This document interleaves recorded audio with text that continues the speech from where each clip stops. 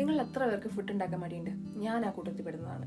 അതുകൊണ്ടാണ് ഇത്ര പെട്ടെന്ന് ഞാൻ എങ്ങനെയെങ്കിലും ഗവേഷണങ്ങളൊക്കെ ചെയ്ത് എനിക്കൊരു 10 മിനിറ്റിൽ ഉണ്ടാക്കേണ്ട സാധനം ഞാൻ 5 മിനിറ്റിൽ ഉണ്ടാക്കി തീർക്കാൻ ശ്രമിക്കാറുണ്ട്. അങ്ങനെ ഒരു റെസിപ്പി ഞാൻ കണ്ടുപിടിച്ചതാണ്. പുതിയതാണ്.